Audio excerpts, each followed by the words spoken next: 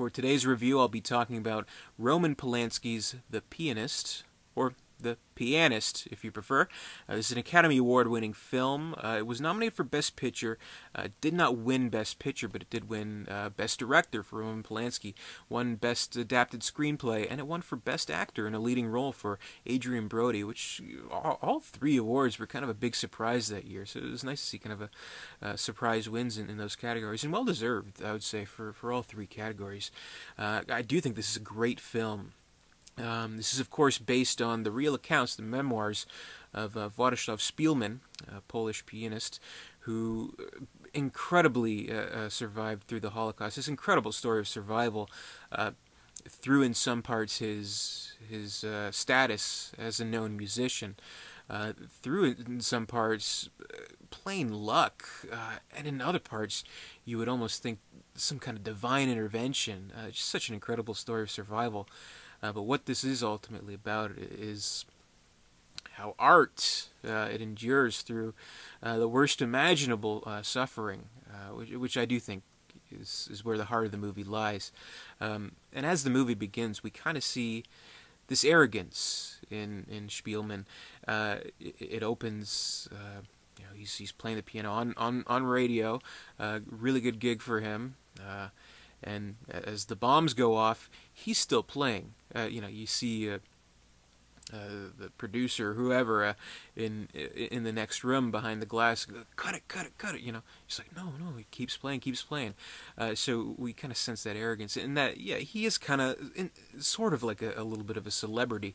And so where it starts off in this film, it's almost as if the invasion of Poland. A slight inconvenience to his musical career, so we kind of learn the hard way how serious this was, and that's one thing that the movie, I think, really portrays well, is the slow progression of how Poland is taken over. Like, it's kind of this day-by-day kind of thing where it's like, okay, well, we're going to move you here, or you're going to have to wear the Star of David here, and how every day there's even a worse piece of news. But they try to live their lives as normally as possible until it does reach a point where people are being sent off to concentration camps. Szpilman, he did avoid that, again, kind of through his status as a musician. The guy just pulls him out of the crowd. I saved your life. Get out of here. So yeah, and I think what makes it a memorable film is, one, it is through Szpilman's accounts. So his memoirs that he wrote, that were adapted into the novel The Pianist, they were written fairly recently after all the events. So we're talking like a couple of years later he wrote it. It's not like some recollection after decades past. No, the memories were still fresh in his head when he put the pen on the paper, or put the typewriter in the machine, whatever. So they're very fresh accounts, and like, as opposed to, say, something like Schindler's List, which did tell the story of Oskar Schindler, but also kind of showed a broader sense of things throughout the Holocaust, told other stories, made it this epic film. This is very much focused on one character and his accounts. So we see him observing the world around him, the madness, the insanity, and the cruelty around him. And so a lot of what we see is through his point of view, like this bird's eye view. We'll see, a tank in the street. We'll see dead bodies. We'll see horrible atrocities being committed, but never through a larger scope of things, which I think is done well, and it gives us a perspective that maybe we haven't quite seen before. And through it all, I think Adrien Brody, he absolutely carries the movie.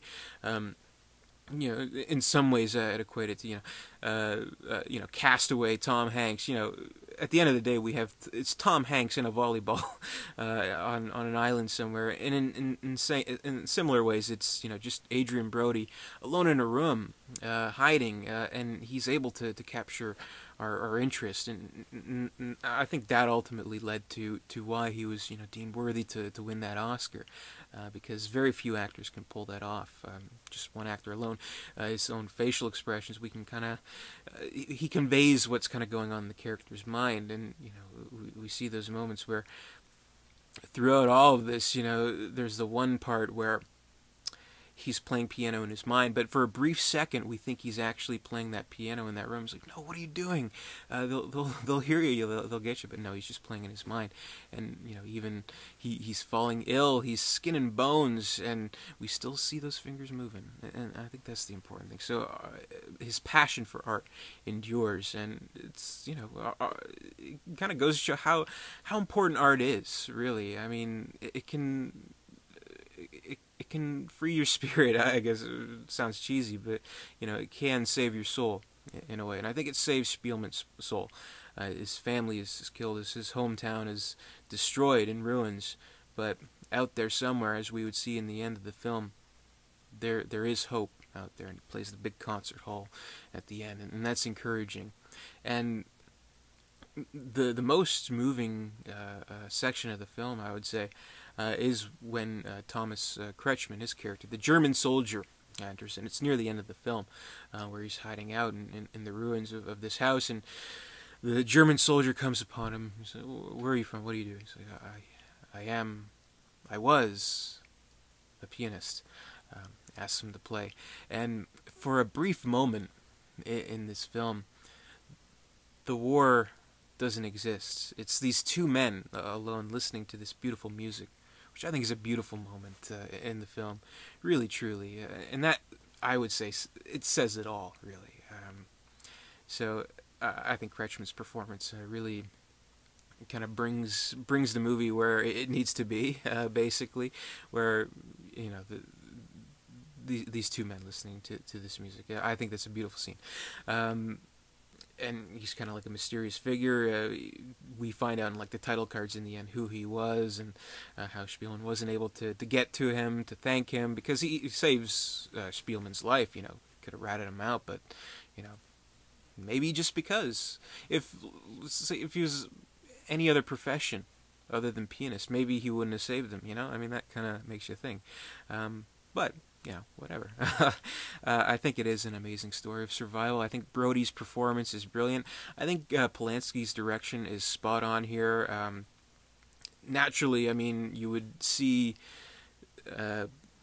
Polanski's devotion to this material, where in his own ways, in his own blind luck, Polanski is a Holocaust survivor himself. So this is definitely sensitive material that deserves to be told in a certain kind of way, and I think it does present it in such a way where it does show all these horrible things. Never feels exploitive.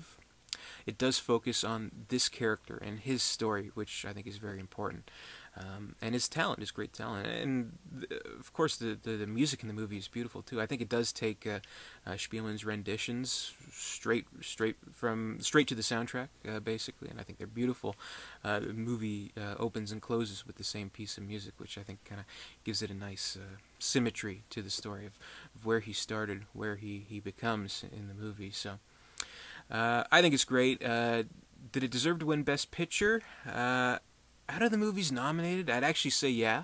I wouldn't say it's my absolute favorite movie of the year, but out of the movies nominated, I mean, we had Chicago, which won. Chicago's fine, whatever. But Lord of the Rings, The Two Towers, The Hours. I'm not sure what else was nominated that year, but I would say out of all the movies nominated, it deserved to win. But it was nice to see it win, director, screenplay, and an actor for Brody. So yeah, we have that great moment. It was a surprise. Brody's up there on that stage. He grabs Halle Berry and gives her a kiss. I thought that was great. This a nice memorable moment, which is why we want to tune into these Oscar telecasts. We want to see these things happen, these unpredictable things.